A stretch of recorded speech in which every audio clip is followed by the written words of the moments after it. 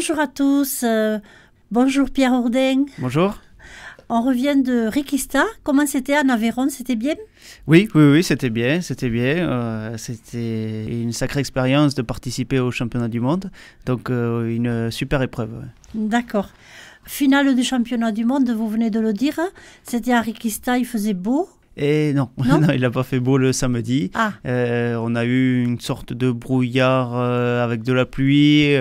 Donc, ça a mis un peu de piment à la course. Mais voilà, ça n'a pas trop changé les conditions de course quand même. Comment ça s'est passé? Le vendredi, déjà, il y avait une première, me semble-t-il. C'est ça, tout à fait. Il y a une première épreuve. Donc, on s'était eu au téléphone vendredi. Exactement. J'étais en train de passer les contrôles administratifs. Oui. Donc, on faisait les papiers.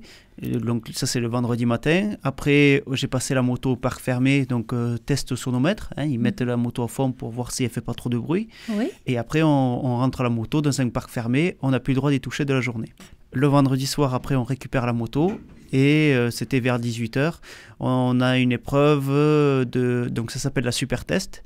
Donc il y avait tout le public. C'est fait exprès pour pouvoir recevoir du public. Oui. Et en fait, on est un contre l'autre. En fait, on est deux à rouler en parallèle. Oui. On a deux circuits différents et on se recroise. Et voilà, c'est une course un contre un, en fait. D'accord. Voilà. Et là, ça s'est bien passé? Oui, ça s'est bien passé. Bon, bien sûr, on est un peu tendu. Il y a le public qui crie, tout ça. Bon, c'est une première, donc c'est pas évident.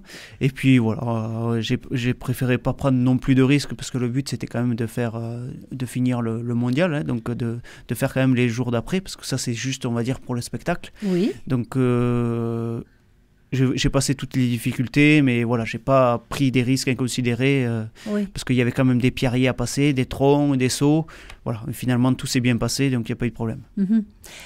Et le lendemain, alors? Alors, le lendemain, voilà, c'était une course sur 2 jours. Moi, je m'étais dit comme objectif de faire... Allez, je me suis dit, on va faire un tour. On va faire un tour, c'est dans les traces des champions du monde, de rouler sur les mêmes traces, déjà c'est déjà bien. Si j'arrive à boucler un tour, à survivre à un tour, je me suis dit c'est déjà bien. Et finalement ça s'est bien passé parce que j'ai fini la journée. Oui. J'ai fait les 2 tours que j'avais à faire en catégorie nationale. En nationale, ils nous avaient mis 2 tours, alors que les pros, ils avaient 3 tours. Voilà. Et on avait 2 bifurcations, 2 montées qu'on n'avait pas, comme eux, mais c'était la seule différence. Les spéciales étaient les mêmes, tout était identique, à part les 2 bifurcations et le fait de ne pas faire 3 tours. Voilà. Et là, le samedi, alors, ça s'est terminé comment? Ça s'est terminé assez bien, mais j'ai été un peu gêné parce que j'avais un bib à l'avant qui était trop souple. Donc mon pneu avant était trop mou et je sentais les cailloux taper. Donc c'était pas évident, je me sentais pas bien. Donc sur les 15 minutes de mécanique qu'on avait le soir, on a 15 minutes, j'ai réussi à changer mon pneu avant. Donc c'était une grande première pour moi parce que j'avais jamais changé de pneu avant ou de pneu du tout en 15 minutes. Donc ça a été une grande première. En plus, c'était pas mon matériel. Enfin, ça a été un peu compliqué, mais on a réussi. Oui. Et voilà, je remercie tout le monde parce que tous les autres m'ont aidé à faire le reste de la moto pendant que moi je faisais les pneus. Parce que on n'a pas le droit de se faire aider pour les pneus, mais on a le droit que les autres nous aident pour la moto en fait. Donc il y a eu une grosse équipe là au niveau de l'assistance qui est venue nous aider pour ça. Et ça s'est bien passé. J'ai fait les 2 tours. Il y a eu pas mal de chutes quand même parce que les difficultés c'est assez importante. Je suis arrivé assez fatigué et puis le fait d'avoir le pneu avant un peu mou, je me sentais pas forcément trop bien. Oui. Et puis bon, voilà, j'ai fini ma journée, je mets ma moto au parc, je change le pneu. Déjà d'avoir fini la journée, j'étais déjà content. Oui, je comprends. Et puis le soir en rentrant, voilà, on rentre assez tôt parce qu'il faut récupérer, donc on mange un petit peu et puis on regarde un peu les résultats. Et puis finalement, j'ai fini 9e. Ah, bravo! Donc voilà, j'étais vraiment assez content de ce résultat, surtout que voilà, c'était pas prévu. Quoi. Oui. En national, combien il y en avait qui couraient? Eh bien, ils avaient ouvert l'épreuve pour une 50aine de concurrents, et finalement, il y avait beaucoup de monde qui finalement a eu un peu peur de l'épreuve, parce que c'était quand même assez technique, donc on était une 20aine. Eh bien, c'est bien finir 9e. Voilà, c'est ça, parce que surtout, c'est les meilleurs nationaux qui se sont inscrits, c'était parmi les meilleurs, donc voilà, c'est quand même bien de finir 9e. Ah, ben c'est bien. Ouais, j'étais content de ce résultat. Puis donc, ça m'a reboosté pour le lendemain. Et le lendemain, je suis reparti donc, avec un pneu avant qui allait mieux aussi. Et je me suis fait plaisir un peu plus dans les spéciales aussi. Et ça s'est passé beaucoup mieux. Alors le résultat, bon, ben, il est toujours à peu près pareil. Là, j'ai fini 13e parce qu'il y a eu moins d'abandon que la veille. Voilà, parce que... Mais bon, après, voilà, ça s'est passé. J'ai réussi à me faire plaisir dans les spéciales. J'ai amélioré mes temps sur les spéciales aussi. Oui. Donc voilà, c'est ce que je regarde. Voilà, j'ai amélioré mes temps et j'ai roulé un peu plus vite le dimanche. D'accord. Et donc, au final, combien vous avez été classé? C'est 2 jours différents. Ah, d'accord. C'est deux jours différents, donc 9e le samedi et 13e le dimanche. Bon, mais c'est bien, c'est bien. Oui, je suis content de cette performance, surtout que j'étais venu pour faire un tour. Oui. Donc voilà, à la limite, même si j'ai fini dernier, c'était pareil, c'était juste pour l'expérience. Et puis voilà, finalement, je finis dans le milieu du tableau, donc c'est très bien. Il y a eu un début de saison chaotique à cause des mains. Voilà, il y a eu cette grosse sinusite aussi qui a enchaîné une grosse fatigue. C'est ça. Et là, aujourd'hui, comment est Pierre Hourdain? Et j'ai trouvé la solution pour la grosse fatigue de la sinusite. J'ai vu un spécialiste et malheureusement, il n'y a pas d'autre solution que d'opérer parce que ça s'est calcifié. Donc, va falloir vider toute la sinusite. Et donc, en attendant, je suis sous antidouleur. Oui. C'est pour ça que je n'ai plus mal à la tête et que j'arrive à peu près à rouler. D'accord. C'est vrai que je manque quand même de concentration. Ça me gêne pour la concentration. Oui. Je n'arrive pas bien à anticiper, on va dire, les virages. C'est-à-dire que quand j'arrive sur le virage, je le prends, mais je n'arrive pas déjà à penser à celui d'après. Ça me gêne un peu là-dessus, sur l'anticipation, mais au moins je sais que pour l'année prochaine, ça ira beaucoup mieux. Bien. Donc aujourd'hui, Pierre Hourdain est heureux d'avoir pu participer à ce championnat du monde? C'est ça, tout à fait. C'est une sacrée expérience. Je suis content aussi pour mes sponsors parce que ça fait quand même une sacrée visibilité, les championnats du monde. On a été retransmis à la télévision, sur Motor TV. Il y a plein de vidéos sur Internet. Donc voilà, pour moi, c'est une sacrée expérience et j'espère avoir donné envie à pas mal de monde aussi à travers cette expérience. Oui. Est-ce que Fanny vous a accompagné? Oui, comme d'habitude. Et alors, comment elle a fait de son côté pour gérer un petit peu votre stress? Parce que je suppose que vous aviez quand même un certain stress. Oui, j'avais un stress, mais c'est vrai que comme je venais pas forcément pour un résultat, j'ai essayé de penser qu'au plaisir. Oui. Et sur la super test, elle m'a avoué que quand elles m'ont vu arriver, alors qu'il y avait tout le public, tout ça, voilà, ça lui a fait quelque chose, quoi. Il y avait une certaine émotion. Oui. Voilà, sur la super test avec le public. Et puis après, en fait, elle a surtout, comme il y avait du monde pour l'assistance, elle a surtout été là sur les spéciales quand j'arrivais pour me donner un petit truc à manger et puis pour essayer de faire quelques images. Voilà. D'accord. Donc finalement, sur la journée, je la voyais que derrière la caméra. Oui. Et au niveau de l'assistance, c'était d'autres personnes qui avaient pris le relais. Donc ça a été différent de d'habitude. Oui, donc elle aussi, elle a pu avoir un peu plus de confiance. Elle a été plus, on va dire, libérée que pour vous. Oui, tout à fait. Là, elle n'avait pas la course à faire par rapport à être là pour l'assistance au niveau du timing. Voilà, c'était un peu plus cool aussi pour elle. Elle a pu filmer et se positionner comme elle voulait. Oui. Qu'est-ce que vous retirez de cette expérience, justement? Il faut en retirer pas mal de choses parce que c'est l'expérience, c'est bien d'aller le faire, mais il faut en tirer des leçons. La première leçon, c'est que le 125, ça y est, c'est fini pour moi. Vraiment, ça a été vraiment dur pour moi de finir cette épreuve en 125 parce que c'était de la terre un peu sablonneuse. Et le 125... j'y arrive bien à piloter avec, j'ai repris du plaisir avec, mais avec une terre sablonneuse, on perd de la puissance.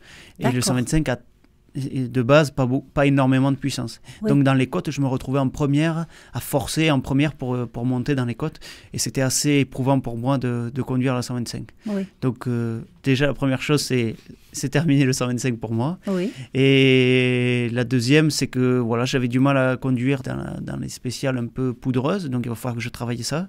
Et j'ai vu aussi que j'arrivais à rouler quand même sur une épreuve mondiale. Donc ça, c'est un plus. Voilà, j'ai réussi à tenir. Donc malgré tout ce qui m'arrive, j'ai quand même un mental assez fort. Et ça, c'est ce qu'il faut retenir, c'est que malgré tout ce qui m'arrive, j'arrive à terminer les épreuves et à continuer malgré tout. Bon, mais c'est bien. Vraiment, bravo. Toutes les félicitations de Radio Galaxie. Merci beaucoup. Donc la saison, elle est finie. Oui. Mais il y a encore une course de plaisir. On va peut-être dire comme ça, course de plaisir, ça peut se dire? Oui, c'est une course, voilà, comme le championnat du monde, c'est une course à part, voilà, qu'on s'inscrit pour pour faire autre chose. Donc là, c'est fin octobre, donc c'est dans pas longtemps. Et là, c'est l'Enduo du Limousin. D'accord. Donc l'Enduo du Limousin, on va dire, pour ceux qui connaissent un peu l'enduro à l'ancienne, c'est l'héritier de la Gilles Lallet classique. En fait, c'est une course très très dure. On part à 14h et on finit à minuit. Donc on a l'éclairage, on a les cordes pour se tirer. C'est vraiment une course très très dure avec le public qui nous tire dans les montées. Ça va être que du franchissement et ça va être assez compliqué. Ça ressemble presque à du motocross. Non, là ça va être c'est sur des parties fermées. Là ça ressemble plutôt à du trial, on va dire. D'accord. C'est vraiment très technique avec des marches, on n'avance pas. C'est vraiment très très dur en franchissement. Bien, et ça se fait où ça donc dans le Donc Limousin? là c'est à Aubusson. À Aubusson. À Aubusson, donc voilà, c'est toujours dans le centre, dans les Limousins. Le terrain aussi, là, il sera assez sablonneux, non? Voilà, en fait, là ça va être de la terre de sapin un peu, donc de la terre assez légère. Légère, voilà, c'est ce que je voulais dire. De la terre assez légère, ça va se creuser, il va y avoir des racines, voilà, ça va être racines, cailloux et terre sablonneuse, tout à fait. Et c'est pas forcément le terrain préféré de Pierre, ça? C'est pas le terrain dont j'ai l'habitude, effectivement. Mais comme j'ai tiré les conséquences aussi du mondial, je n'y vais pas avec la même moto.